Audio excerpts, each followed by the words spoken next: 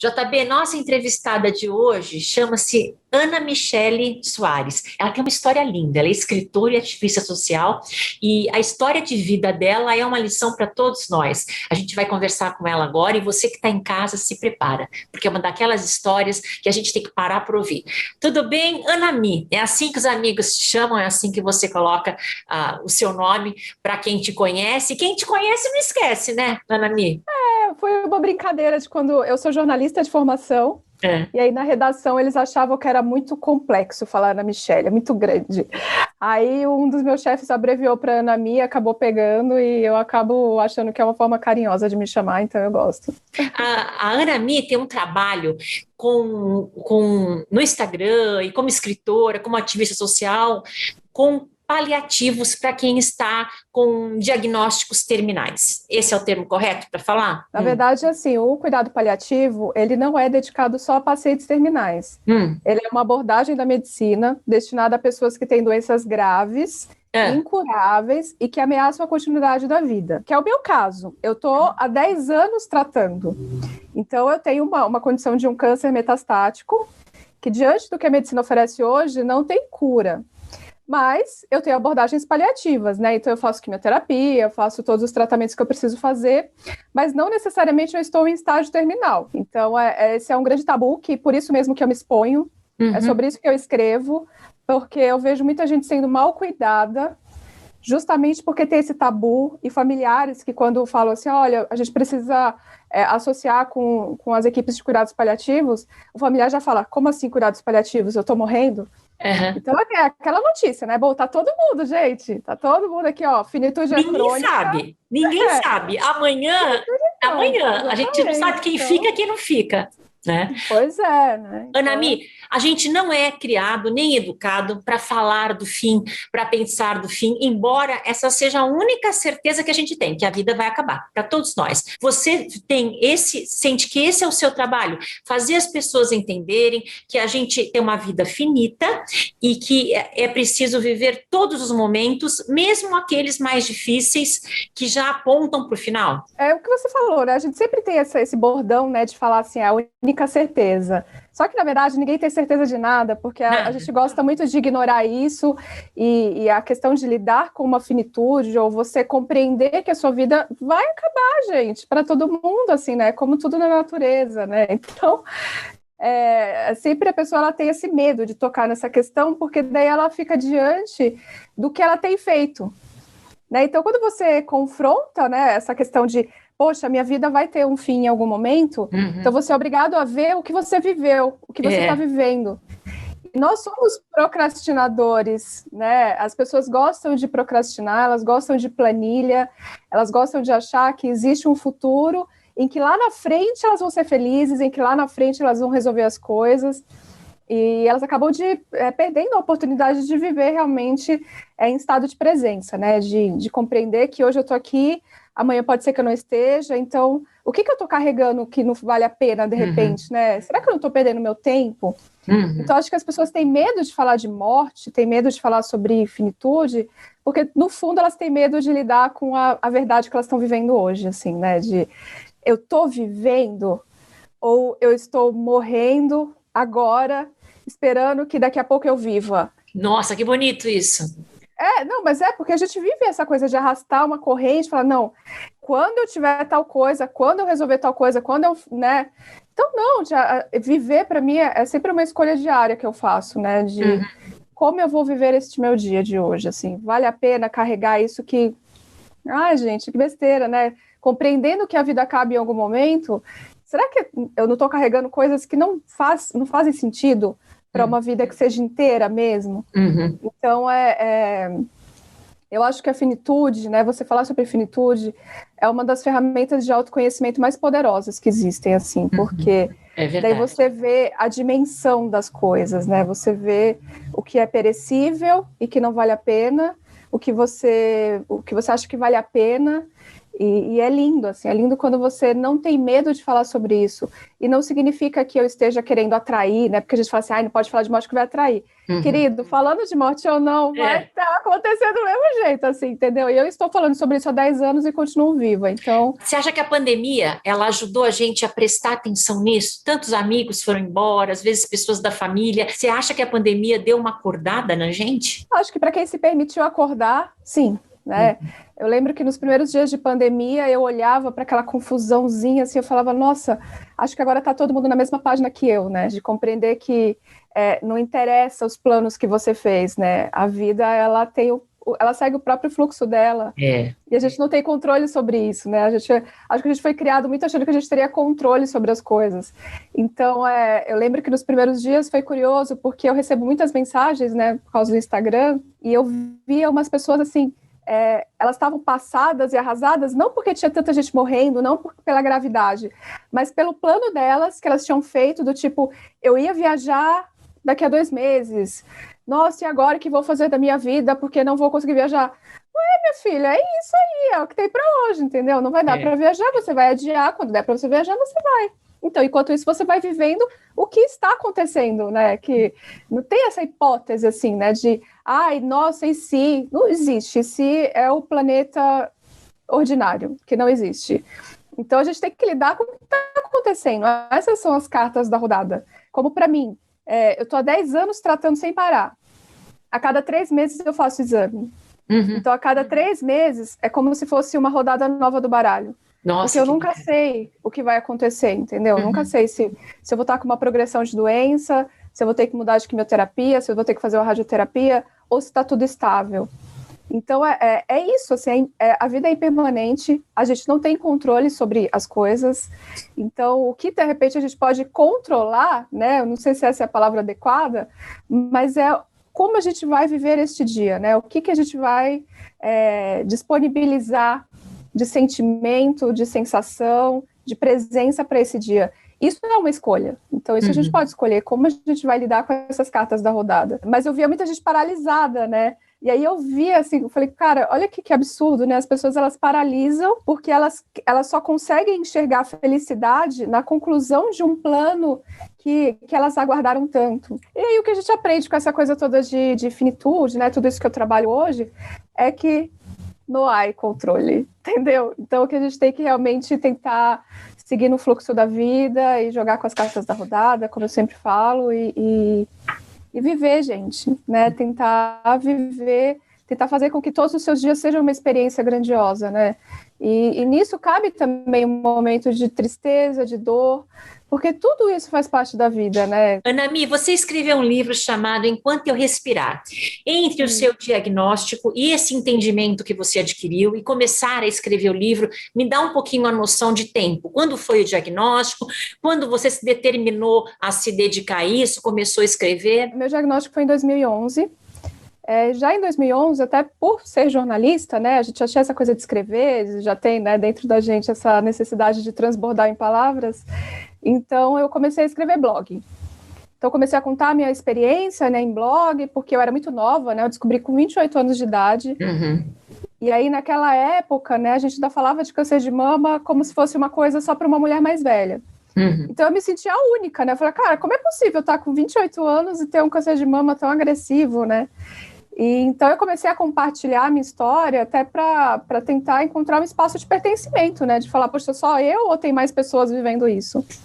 Então eu comecei a ver que tinha muitas meninas jovens que enfrentavam esse diagnóstico e que para a gente tem uma dor diferente, porque a gente está naquele começo ali, né, dessa fase adulta, em que a gente está se descobrindo enquanto profissional, se a gente quer casar, se não quer. Então, a gente está se descobrindo ali. De repente, tem esse impacto, assim, né, de um diagnóstico de uma doença grave. Em 2015, a minha doença evoluiu para essa questão de metástase, né, que é quando passa a não ter cura definitivamente, assim, né, diante do que a medicina oferece nesse momento, porque a gente nunca sabe o que vai acontecer daqui para frente, né. Aí eu vi que a demanda era muito mais diferente do que o diagnóstico de um câncer primário.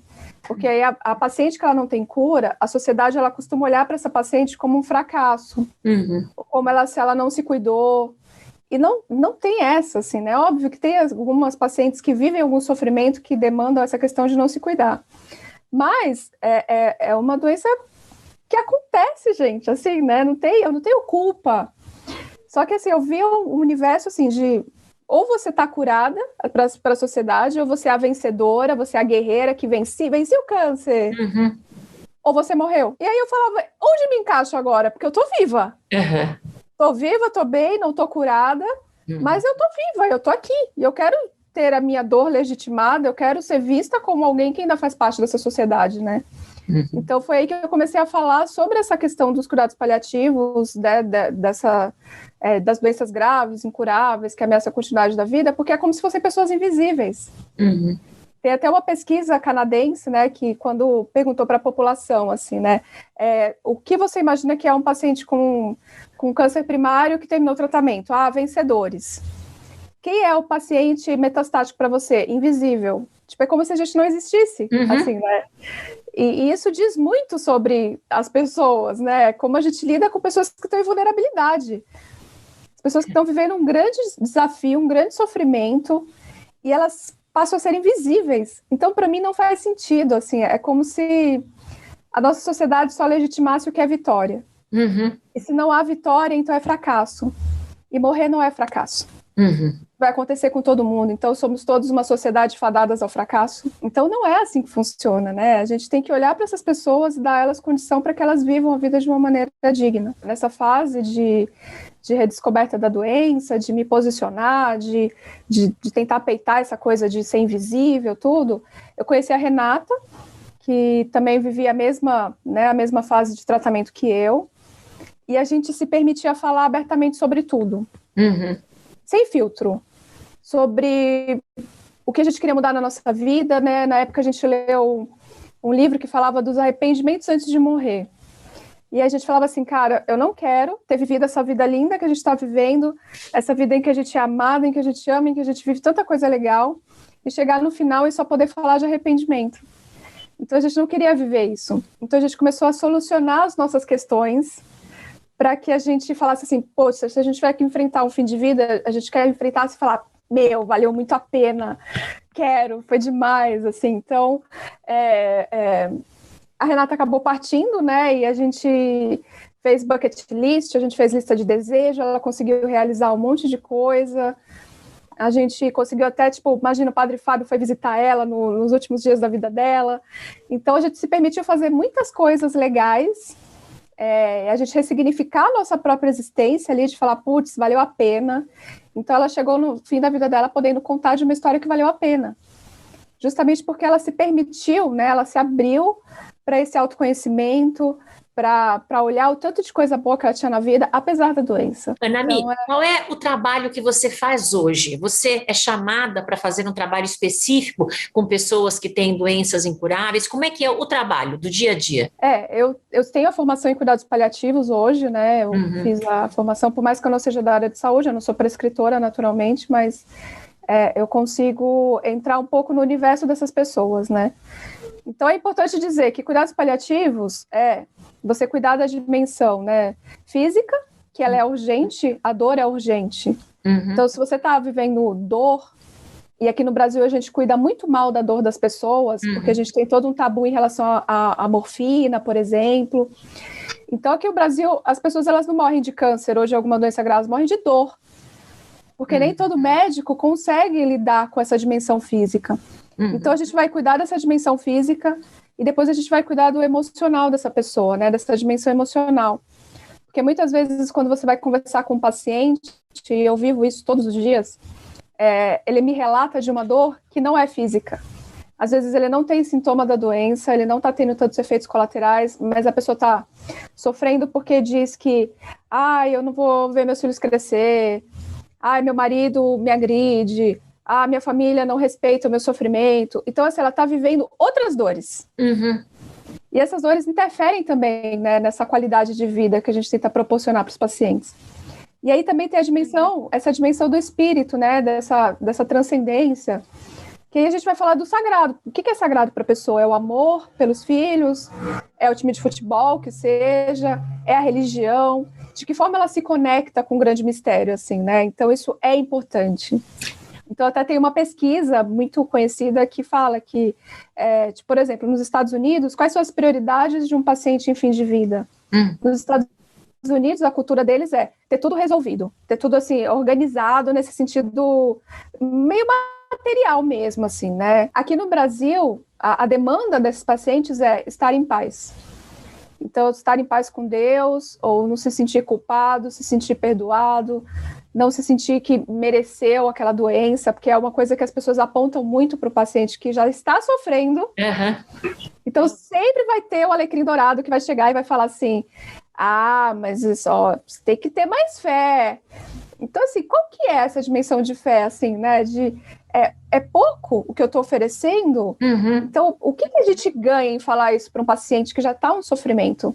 Uhum. É que Deus é esse que barganha tanto, que tem uma exigência tão grande de alguém que já está em sofrimento, assim. Então, isso para muitas pessoas causa dor, causa uma dor muito profunda, que não tem a ver nem com o emocional, é no espírito, sabe? É uma coisa muito profunda e elas sofrem verdadeiramente com isso. Então, o que eu faço hoje é tentar detectar o que é o sofrimento desse paciente e tentar oferecer algum suporte dentro da casa paliativa, que é o meu projeto, junto com a doutora Ana Cláudia Quintana Arantes, que é uma médica bastante conhecida no meio.